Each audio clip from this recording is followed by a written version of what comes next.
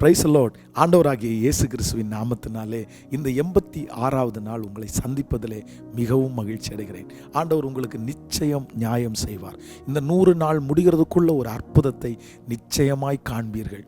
நீங்கள் சாட்சியோடு வருவீர்கள், சாட்சி சொல்லுவீர்கள். ஆண்டவருடைய பிள்ளைகளே, வேதத்திலே சூனேமியாள் அப்படின்ற ஒரு நபரை பார்த்து தீர்க்கதரிசி சொல்லுகிறான், உற்பவ கால திட்டத்திலே. அப்படின்னா இதுவரைக்கும் குழந்தைக்கான ஒரு காலம் அவங்களுக்கு வரவே இல்லை. தீர்க்கதரிசியை சந்தித்த உடனே தீர்க்கதரிசி சொல்கிறார், ஒரு காலத்தை நியமிக்கிறார், ஒரு நாளை நியமிக்கிறார். இதிலிருந்து உனக்கு பிளஸ்ஸிங், இதிலிருந்து உனக்கு ஆசீர்வாதம், இதிலிருந்து ஒரு நன்மை. அதே ஆண்டவர் இன்றைக்கு இந்த சத்தத்தை கேட்கிற உங்களை பார்த்தும் என்னை பார்த்தும் கர்த்தர் சொல்லுகிறார், ஒரு நாளை நியமிக்க போறார், ஒரு வருஷத்தை நியமிக்க போறார், ஒரு மாதத்தை நியமிக்க போறார். இதற்கு மேல் நிச்சயம் உங்களுடைய வாழ்க்கையிலே ஒரு ஆசீர்வாதத்தை பார்ப்பீர்கள். அந்த நாள் சீக்கிரமாய் ஆரம்பிக்கும். சிலருக்கு ஆரம்பித்து விட்டது, சிலருக்கு புது வருடமே ஆரம்பிக்கும் என்று நான் உங்களை ஆசீர்வதிக்கிறேன்.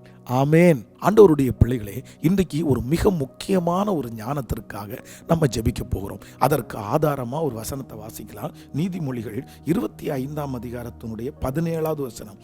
உன் அயலான் சலித்து உன்னை வெறுக்காதபடி அடிக்கடி அவன் வீட்டில் கால் வைக்காதே.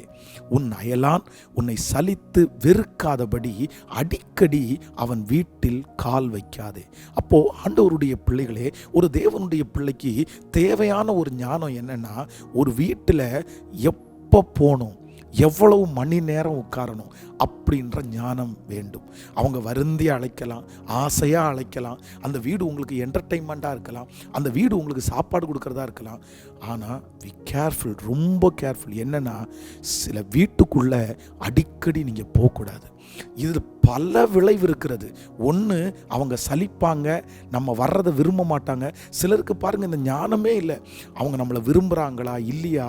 அவங்க சிலர் பாருங்கள், இவங்க வீட்டுக்கு வர்றாங்கன்னு சொன்ன உடனே சிலர் சொல்லுவாங்க, இல்லை பிரதர் நான் கொஞ்சம் வெளியே கிளம்புறேன். ஆனால் இவங்களுக்கு அது புரியவே புரியாது. இவங்க உடனே சொல்லுவாங்க, அப்படியே பிரதர் நீங்கள் போயிட்டு வாங்க, வந்ததுக்கப்புறம் வரேன், நாளைக்கு வரேன். அவங்க நம்மளை வெறுக்கிறாங்க, அவங்க நம்ம வர்றதை விரும்பலை, நம்மளை அவங்க அவாய்ட் பண்ணுறாங்க. நிறைய பேருக்கு இந்த ஞானமே இல்லை.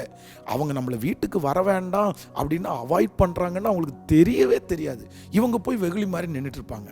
அப்போது ஏசப்பா ரொம்ப அழகாக சொல்கிறாரு, இதில் ஒரு ஆண்டவருடைய பிள்ளைக்கு கண்டிப்பாக ஞானம் வேணும். அவங்க எவ்வளோ நல்லவங்களாக இருக்கட்டும், எவ்வளோ என்டர்டெயின்மெண்ட் பண்ணுறவங்களா இருக்கட்டும், அவங்க வீட்டுக்கு போனால் ஆகாரத்தை எல்லாத்தையும் அள்ளி கொடுக்குறவங்களா இருக்கட்டும், ஆனால் பைபிள் வார்த்தை போய் சொல்லாது.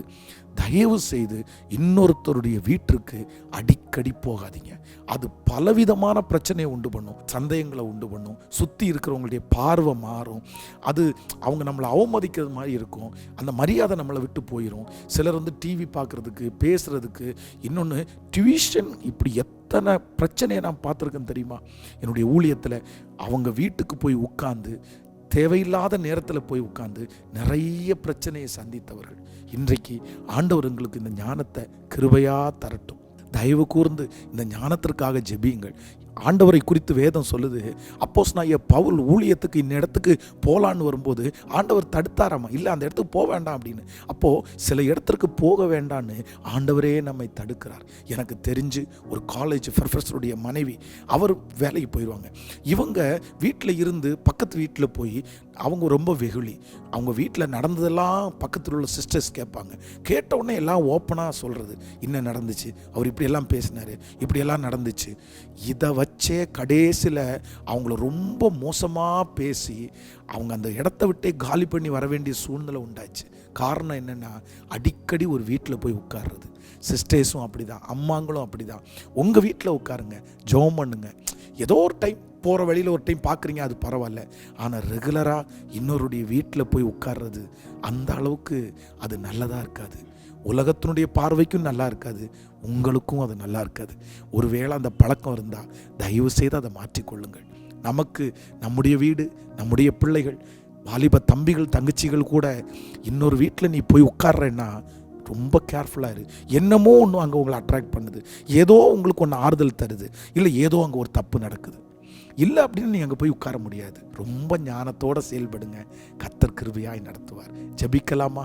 ஆண்டவரே, உடைய பிள்ளைகள் ஒவ்வொருவருக்காய் ஜெபிக்கிறேன். இந்த ஞானத்தை கர்த்தர் கிருபையா தாங்கப்பா. எந்த வீட்டுக்கு போகணும், எவ்வளோ நேரம் உட்காரணும், எங்கே போகக்கூடாது, இது எல்லா ஞானத்தையும் கொடுங்கப்பா.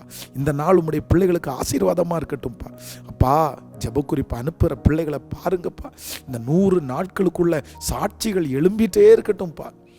ஆசீர்வதிங்க. பிறந்த நாளை காண்கிற, திருமண நாளை காண்கிற பிள்ளைகளை ஆசீர்வதிப்பீராக. ஆமேன், ஆமேன். ஆண்டவருடைய பிள்ளைகளே, உங்களுக்கு இந்த 100 நாள் ஜெபத்தில் நடந்த சாட்சிகளை கீழே கொடுத்துருக்கிற இந்த நம்பருக்கு நீங்கள் வீடியோவாவோ ஆடியோவாவோ அனுப்பும்படியாய் உங்களை அன்போடு கேட்கிறேன். கடைசி நாள் 23ஆம் தேதி அதை மற்றவர்களுக்கு தெரிவிக்க வசதியாக இருக்கும். God bless you. Praise Lord, praise Lord.